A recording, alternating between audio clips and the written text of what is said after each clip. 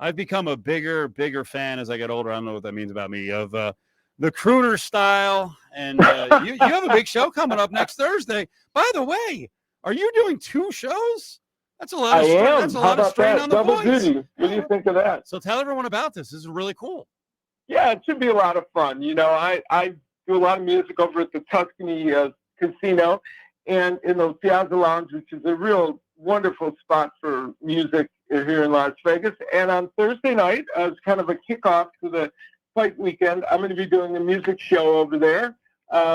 Like I used to do back in the 80s when I started doing it before the first time was the Hagler-Leonard fight, believe it or not. And then I did it a bunch of times at Caesar's Palace, then at Mandalay Bay. We did a version of the show in the 2000s, and I said, we got to revive that. So we're going to do 2 shows, one at 8 o'clock, one at 9:30. But people can come at any time during it. They don't have to wait. There's no cover charge. And we're going to do music, and we are also going to do a section like my old boxing party show where we're going to have trivia and give prizes away, Showtime prizes, 2 tickets to an upcoming Showtime match. So we're going to have a lot of fun. I imagine we may see a tribute to Tony Bennett. I mean, what a interesting loss. Interesting you're saying that. Of course, he passed away today. One of the songs that I'm singing is with Selena Sasso, who's my guest. She's a terrific vocalist here in Las Vegas.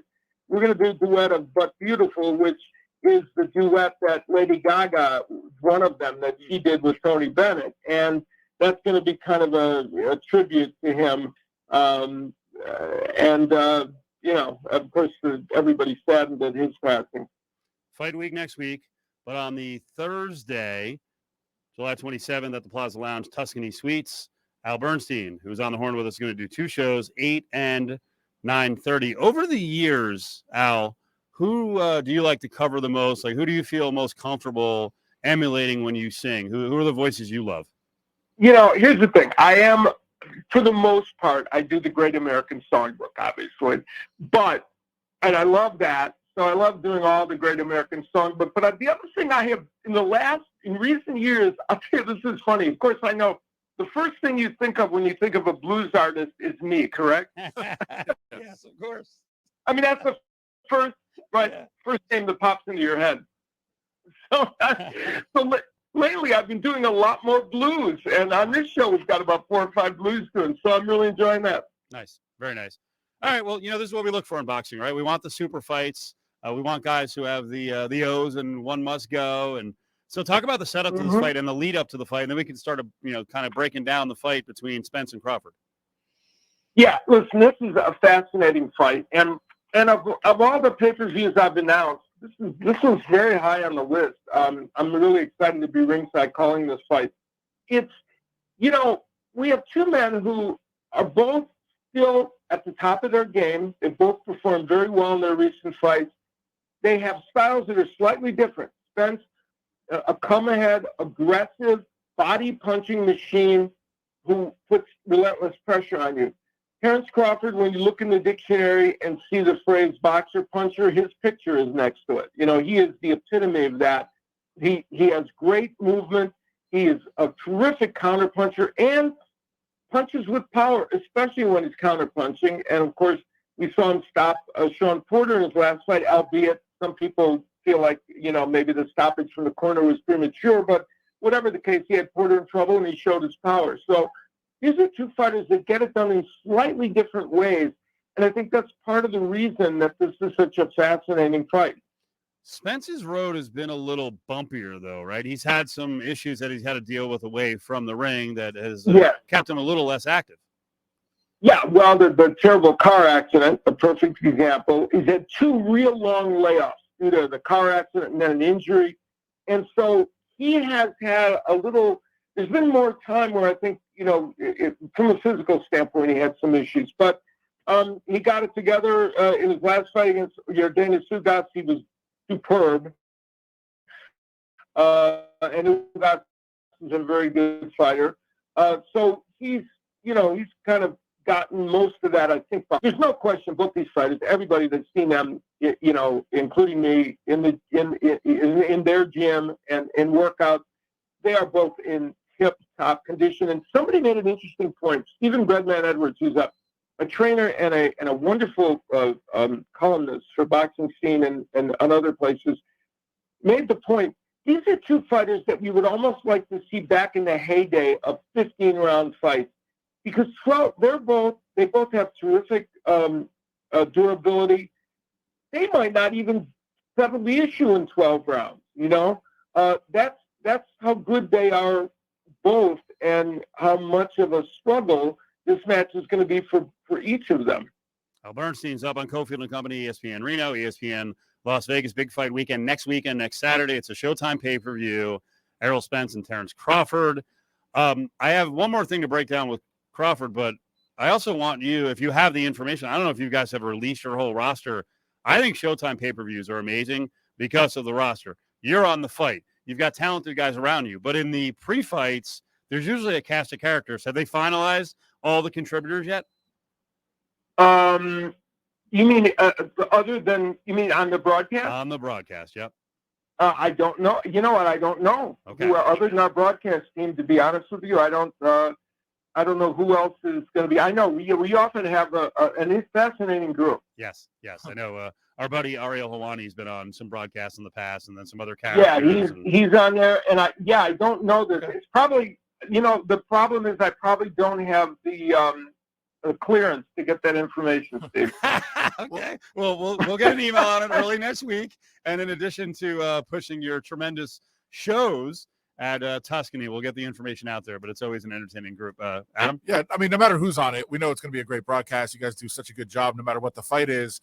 Although not everybody agrees. Dana White said you guys don't do a good broadcast. I was very confused. I saw that. I was actually disappointed in that. I like Dana, and I have a good relationship with him. And he is, his history of the Caring Place with Lotus and with ESPN Radio goes way back. And Dana, raised tons of money for the Caring Place, the foundation my wife co-founded and I co-founded along with her oncologist. And he made a lot of money for us, and I've always appreciated it. I was disappointed he said that because, honestly, I just don't think it's true, number one. I feel like we do a very good job with the production. And, I think there are probably other things at play there. But, what can I say? I'm kind of proud of what we do. Yes. I doubt if we told him Al is on there, he'd be like, "Well, okay, I take it back." I'm sure there's something else that's got some angst. Like I say, we have a good relationship. So, but I do think that was an untoward comment. Is that a good way to put it? Yes. Yeah. You know what? Put down the phone, Al, because when you get going on Twitter, look out. Let's not get into a beef with Dana. By the way, your Twitter handle has gotten more and more entertaining over the years. I feel like just watching you. You feel more freedom to just, if you need to go off, Al Bernstein is going to go off. It's so uncharacteristic, isn't it? Twitter has been kind of an odd thing for me because, I fashioned a whole career for, 25, 30 years, more even. I mean, now it's been a long time of not being that guy. And I tell you what, now I'm a little more opinionated, huh? Well, I think you're always opinionated. I'm not sure that you put it out on Twitter. That's the thing. Well, so, maybe that's yeah. It's good stuff. I want to get your take on this opinion with the big fight coming up, Spence and Crawford. I saw Keith Thurman, fights fought in that same area. He said that Spence is going to get a little wake-up call because he's never fought an athlete like Crawford. Do you understand that? Yeah, I think what he means by that, and I don't know, I'd have to go down every list, think about that in a certain context. But I think what he means by that is Terence Crawford has this amazing ability in the ring to control geography, which is one of the keys to victory that will be on the broadcast. Control the ring and use his physical, his movement and his physicality in that way to control what's happening in the ring. And you're not going to see too many fighters like that. So it's conceivable, that Thurman might have a point about Errol Spence not seeing someone exactly like him. That could well be true. But I'm going to reverse that also and say I'm not sure Terence Crawford has faced a fighter that can put on the kind of pressure that Errol Spence does, or has not faced as physically strong a fighter because Crawford came up in weight. Has come continually up in weight. However, Thurman's comment is not inaccurate. Okay. Showtime pay-per-view begins at 5 o'clock. I'm actually reading one of the emails I just got at 4:08.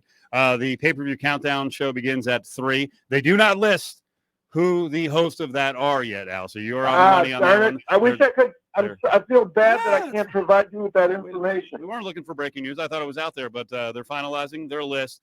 Maybe the most important detail for us as kind of beefy guys, the media meal will be starting at 3:30 and running through 5:30. You have your priorities straight. Well, sometimes.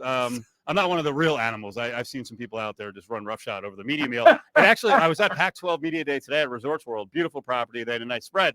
And I actually thought back to, for me, the glory era of boxing at the media sessions, the media meals. I swear Don King used to have like a good beer sponsor.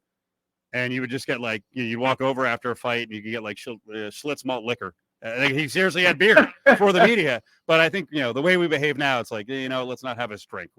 We've gotten we're more ruffians now, You think it perhaps, and so they're doing away with some of that. Well, I was just going to do a back in my day. Back in my day, Al. Oh, I like that. Very good. Hey, and I'm a lot older than you, so you're doing the angry old man thing. Well, I've also heard some good stories about Al Bernstein around Las Vegas, and I don't think Al was a back in my. I think Al enjoyed Las Vegas. So we're glad you're doing well, Al.